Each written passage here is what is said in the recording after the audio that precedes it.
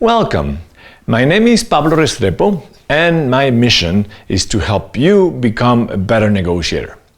Before we start, I wanted to remind you that there is still time to register for my negotiation masterclass in Montreal on September 20 and 21st.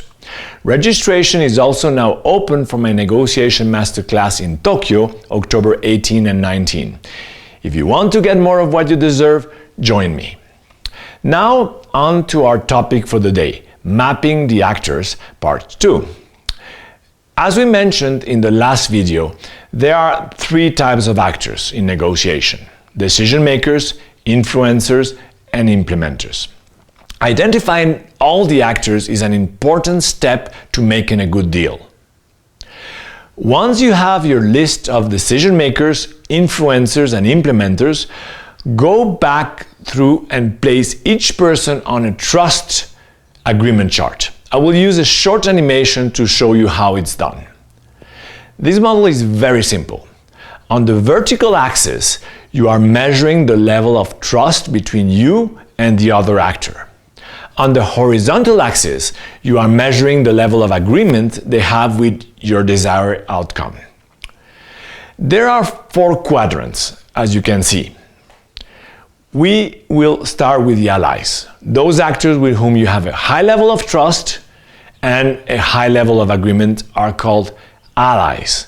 You want to know who they are so you can form a coalition with them to either promote a deal or oppose a deal that is not good for you.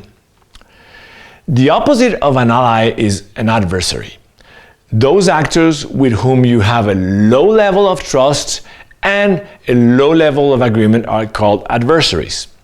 They often participate in the negotiation to make sure there is no deal. You want to make them visible to all parties involved so they cannot manipulate the negotiation and so you can neutralize their opposition. Next, we have bedfellows, those actors with whom you have a low level of trust but a high level of agreement are called bedfellows.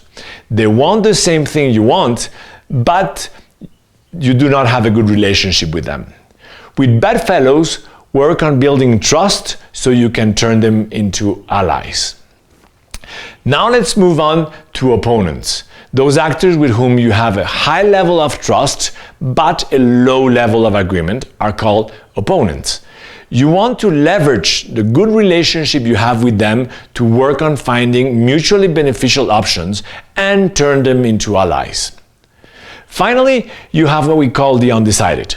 They have a neutral relationship with you and they are not sure about what they want.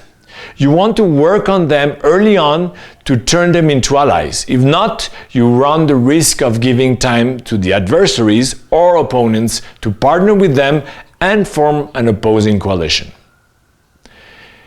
In summary, for each actor, identify their level of trust and agreement.